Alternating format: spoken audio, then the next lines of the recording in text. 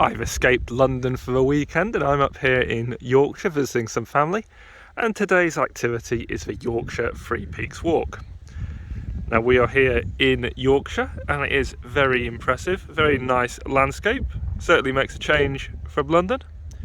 And the first thing to see really is the Ribblehead Viaduct, which is right in front of me, which is a very impressive structure from the Victorian era. And here we are on our way. We've done about 100 metres now and we have the viaduct right in front of us. We're about 1 hour on from our last stop and the cloud and rain has certainly shown up. So it's a bit wet, but the main annoyance right now is that I'm wearing a lot of waterproofs and I'm very, very warm. But apart from that, it's all good. And we're now heading up this path to the top of a hill called Whernside, which we will be at quite shortly. I'm here at the top of Whernside. As you can see, the view is absolutely stunning. We can see so much.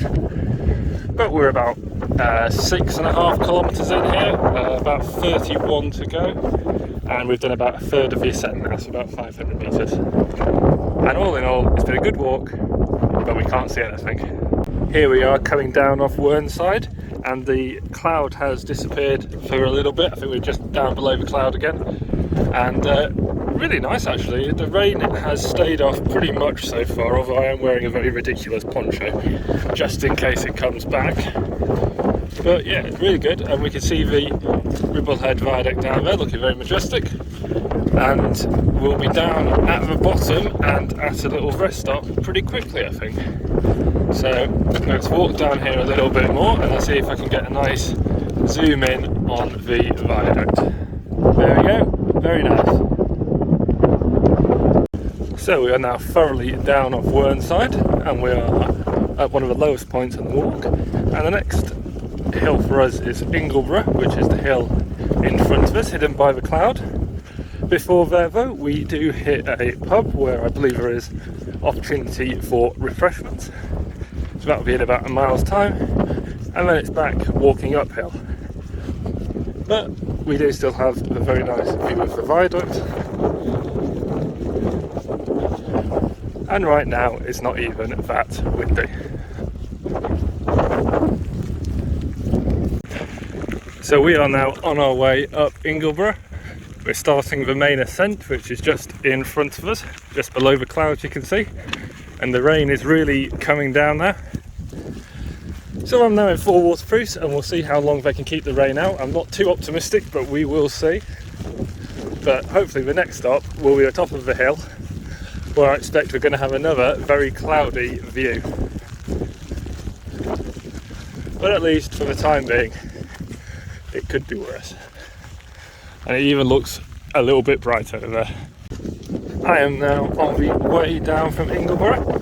It was absolutely miserable at the top. I had to wait for my mother, which took a good 20 minutes and made me a bit cold.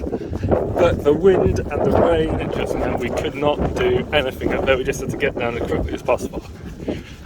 So we're coming down now. We're probably about a mile from the top. It's quite good now, relatively speaking. The wind is still high, but there is no rain right now, which is nice.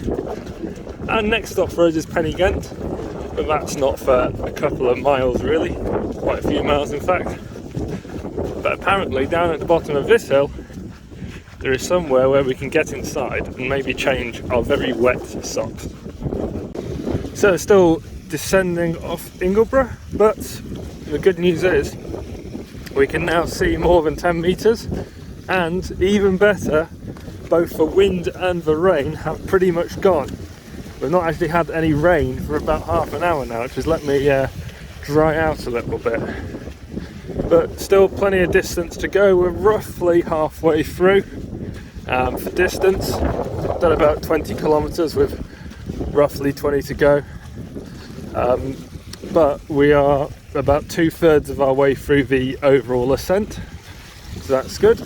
And the final hill we've got, which is called Pen-Y-Ghent, is a little bit less difficult than the other two, judging by the elevations, although I think the way up is a bit difficult. But next stop for us is, as I said, the shed by a train station just down the way from us here. We've just reached Horton in Ribblesdale. In front of us is Pen-Y-Ghent, which we'll be heading up soon, but for now, apparently very similar to Shelter in the station just down there. And what's even better is, it looks like they may have the barest hint of some sun in the far distance. However, we've just come down all the way up there. You can't even see where we've come from because it's still in the cloud. But it's been a long old journey, and we're going to have a little bit of a sit down now. After around 30 minutes sheltering from the rain in the train station, we are now on our way up to Pen-Y-Ghent. We're well further than halfway now. We've got about 15 kilometres to go, which is relatively short in the grand scheme of things. And the next stop is going to be the top of Pen-Y-Ghent. Hopefully the rain holds off a little bit longer, and we'll see if we find anything interesting along the way.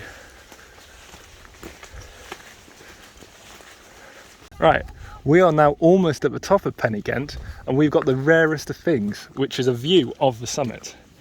It's been a fairly decent walk up here, not been too wet. Generally speaking, a lot warmer now because we all dried off a bit. But the top's all the way up there. There's a bit of a scramble, which is going to be good fun. But generally, you can see just a little bit more of the landscape now. So we're now only a little bit further along from where we were before, but we actually now do have a view out across the landscape. Now, we've not had this the entire day really, but I can spin round and you can see what a wonderful part of the world we are in. So we're going to be heading up here now, and I think we'll get back to you at the top. So this here is the top of Pen-Y-Ghent. The trig point is just through there, and unfortunately the cloud has come back in. There was a brief moment of sunshine, but now it is gone. But we're heading back down now. We have 3 hours to get back, which should be plenty of time, and we'll see what we find along the way. We're a little bit further on here, but the view has opened up once again, and as before, it is spectacular. So we're just coming from up there, and as we get through the cloud cover, everything's actually looking not too bad right now. This has all been quite an interesting day for the weather, but not too bad in the end. Going into this, we had a check on all the major weather forecasting websites, and they all said completely different things. And I think in the end, it being sunny-ish at the end of the day is not what any of them predicted at all. So it's been very interesting from that perspective. But we are getting a little bit of sun now, and best of all, not even that wet now. We are now well off Pen-Y-Ghent, but the clouds have opened up once again, and the view is really nice at the moment. But a bit I wanted to draw your attention to was Pen-Y-Ghent up in the distance, and that's what we climbed up earlier. So the way we went up was very steep, but the advantage of that was it was at least very quick. I'm not sure at this stage in the walk I don't want to be going up the path in front of me where it's so consistently steep. So that's what we climbed up. You can see how steep it is just there. We are even further along the path from Pen-Y-Ghent, which is all the way back up there in the cloud. But I just wanted to show you that is Ingleborough across from us. So that's where we were climbing up quite a long time ago now and getting very, very wet. And our target now is the Ribblesdale Viaduct. Hopefully you might be able to see that. And all going well, we'll be there in around about an hour and a quarter's time. We're around 11 hours into the walk. The target for everyone is 12. It's normally the agreed target for these things. So we're about 2.5 kilometres from the car, which is at Ribblesdale Viaduct, which we should be able to do within about half an hour or so, maybe a bit less. The only problem is the rain has come back, so hopefully we won't be waiting for the rest of our party because there's only me and my sister here, because I don't want to be waiting in the rain for any longer than I have to. we are almost back here at the Ribblehead Viaduct. So I've got to just head up to the houses just up there, and then I've officially completed the Yorkshire Three Peaks. So we'll get back to you in hopefully only a couple of minutes, because I am very, very tired right now. So here we are, back where it all started 11.5 hours ago. There's a pub just up there, but I think I'm just going to go sit in the rain at the moment and wait for my rest of my family to turn up. And we have the slightly rainy view all around us. So it was a really good hike. I would heartily recommend doing the Three Peaks. I'd definitely say though that you need to be prepared, because the conditions are very changeable. We've had rain, wind and sun today, and you also need to be in reasonably good fitness. I mean, I consider myself to be reasonably fit, but I'm absolutely knackered right now. But all in all, a good day. Got a time of, well, did an ascent of 1,600 meters, a time total of 11:25, and a distance of 41.23 kilometers. So all in all, a really successful day, and I now look forward to getting back home and having a nice sit down, and hopefully very soon some sleep. So we will see you next time.